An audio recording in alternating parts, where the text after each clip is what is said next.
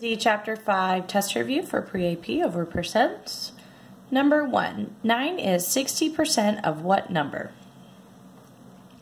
I like to draw my arrows, and then I like to highlight or circle my percents. Percents are the easiest thing to see in a problem, and if we are drawing our 4 boxes, percent always goes over 100, always, always, always.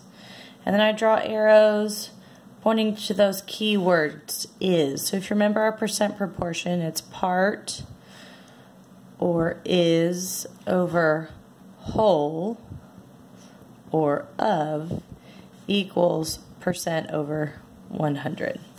Sorry, can't see that.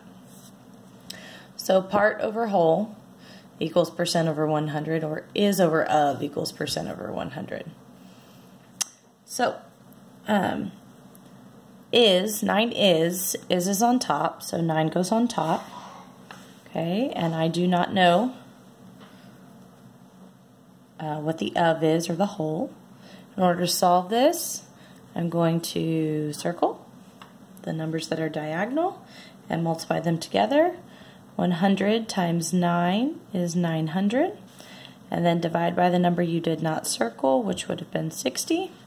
60 won't go into 9, but it goes into 90 one time. Minus 60 is 30. Bring down your 0. 60 goes into 300 5 times exactly. So x equals 15. So 9 is 60% of 15. Number 2, find 33% of 25. Again, the percent's the easiest thing to see. And then I draw my arrows of 25. Draw my 4 boxes. Remember, is over of equals percent over 100. Percent is 33. Of 25, of is on the bottom. So I'm finding the part. So I'm going to circle these 2 numbers this time. Multiply them together. 25 times 33. 3 times 5 is 15. 3 times 2 plus 1 is 7. Add a 0. 3 times 5 is 15. 3 times 2 plus 1 is 7. Add down. You should get 825. Then once you're done with that, you need to divide by 100. 825 divided by 100. 100 will not go into 8 or 82, but it goes into 825 8 times. That's 800. When you subtract, you get 25. You got to keep going. So add a decimal, and then you can bring down another 0. 8 goes into 250 2 times. I'm sorry, 100 goes into 250 2 times. That's 200. Subtract, you get 50. Add a 0, bring it down. 8, oh, I said it again. 100 into 500 is 5 times. Exactly. So 8.25 would be my answer. For those of you that remember the shortcut, if you're dividing by 100, you can move a decimal point 2 times to the left. So 825, if I add a decimal point at the end and move it 2 times to the left, 2 times because there's 2 zeros in 100. And when we divide, we're getting smaller, and when you move a decimal point to the left, you're getting the number's getting smaller. So 2 times to the left, that would be 8.25. Number 3, 12 is what percent of 50? I don't have a percent here to highlight, so that's obviously what I'm looking for. So draw your 4 boxes. That percent is going to be my x, always over 100. Is over of, so 12 is of 50. So 12 goes on top, 50 on bottom. I'm going to circle those 2 numbers. 100 times 12, I can just add 2 zeros on the end, so that would be 1200. Then I'm going to divide that by 50. 50 will not go into 1 or 12, but it goes into 122 times. That is 100. When you subtract, you get 20. Bring down your 0. 50 into 200, 4 times exactly. So x equals 24% this time because x was our percent. Number 4. Riley has $12. She wants to buy a notebook for $10.50. The sales tax is 8%. Does she have enough money? Remember, when we are finding these, we can always use our shortcut. Okay, so we're going to change the percent to a decimal. The way we do that is to take the decimal and move it 2 times to the left. So now that is 0.08. So we're going to take our total, $10.50, and multiply it by 0.08. 8 times 0 is 0. 8 times 5 is 40. 8 times 0 plus 4 is 4. 8 times 1 is 8. I'm not going to do the second line because it's just going to be all 0, so it won't change anything.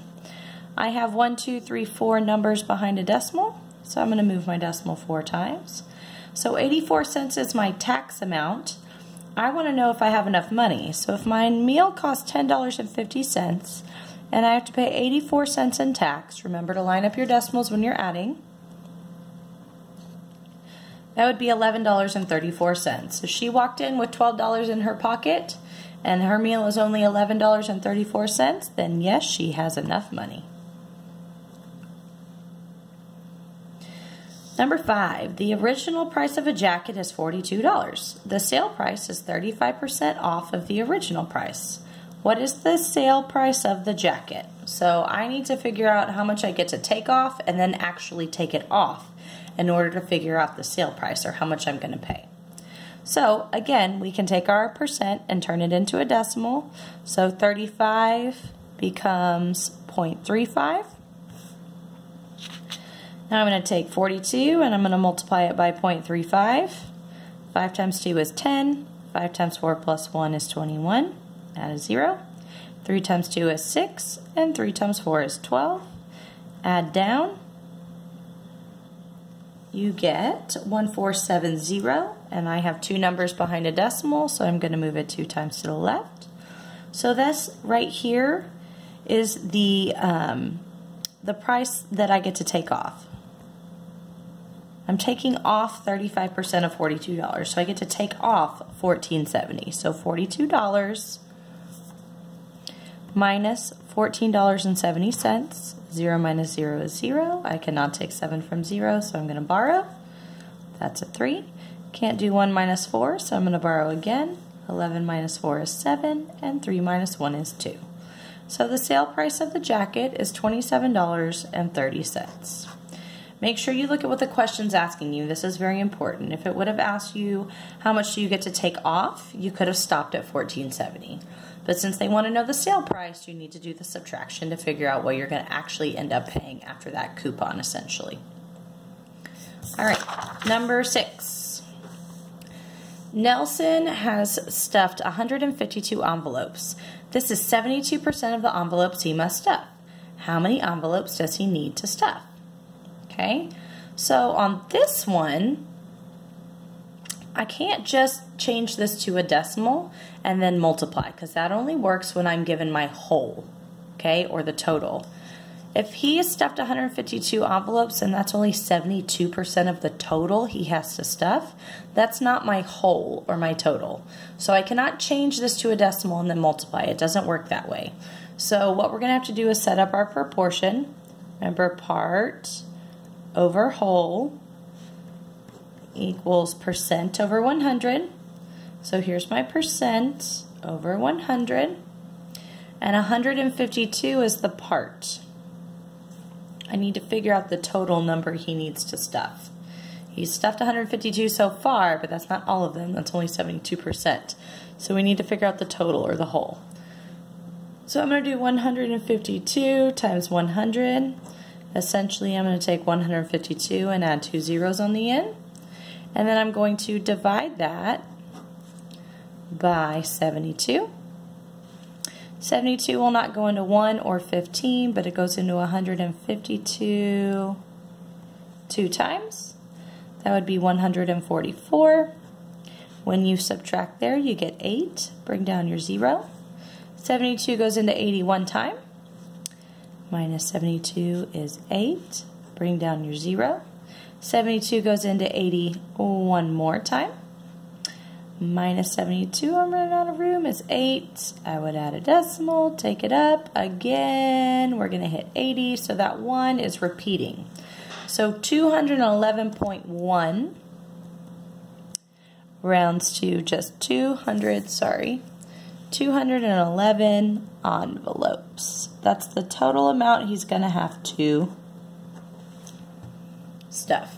He's stuffed 152 so far. He has a total of 211.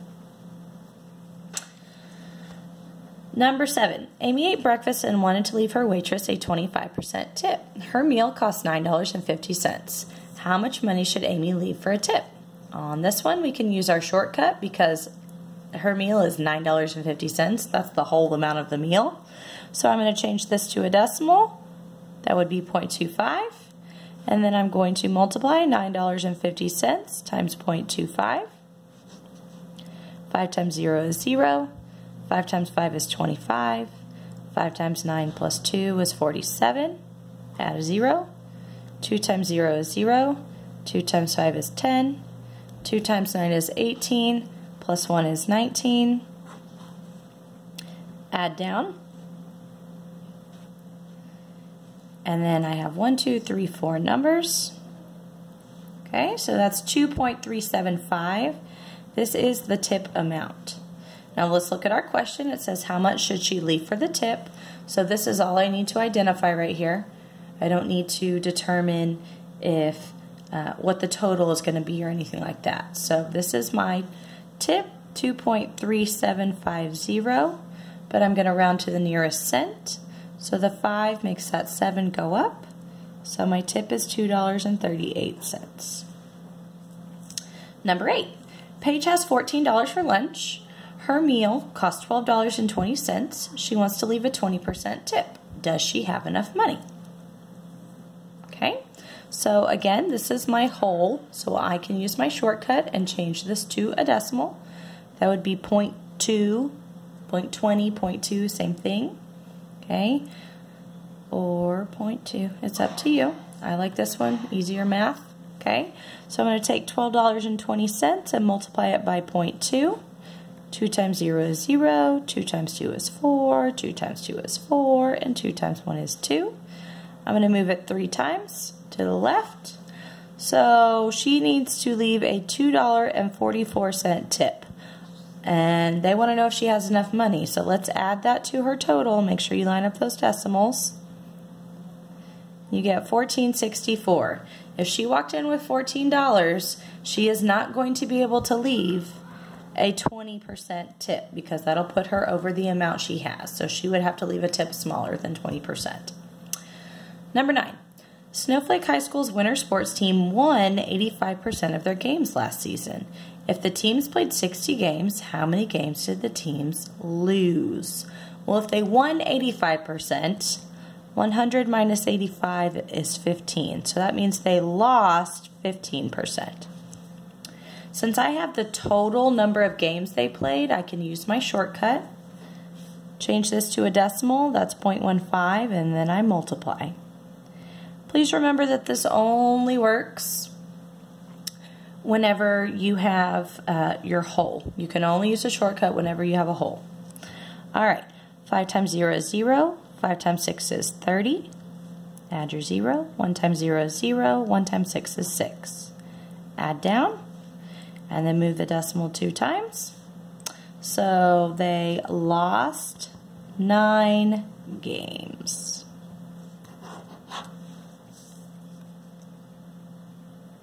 Number 10. Paul bought a pair of jeans for $76. The next week he noticed that the price for the same pair of jeans was now $59. Find the percent of change, round to the nearest whole percent. So remember, this formula is change, I know some of you like to say difference, over original equals percent over 100. So I'm going to go ahead and highlight the original so I know. And then right now I'm going to determine if it's an increase or a decrease. So it started at 76 and went down to 59. So I know my answer is going to be some percent decrease. I just got to figure out what that percent is. All right, so the change. Went from 76 down to 59. So the difference between those two numbers is 17. So the change is 17. The original is 76 equals X. I'm trying to find the percent over 100. Multiply 100 times 17 is 1700. And then I'm going to divide that by 76. 76 won't go into 1 or 17, but it goes into 170 two times. That's 152. When you subtract, you get 18. Bring down your 0. 76 goes into 180 two times. That's 152. When you subtract, you get 28. I'm going to add a decimal and bring down a 0. 76 into 280. Let's try 4. That's too big. It's going to be 3 times. I'm going to stop right here and not go any farther because the instructions tell me to round to the nearest whole percent. So I just need to figure out what this number is to help me round. And that 3 does not make the 2 go up. So it's a 22% decrease.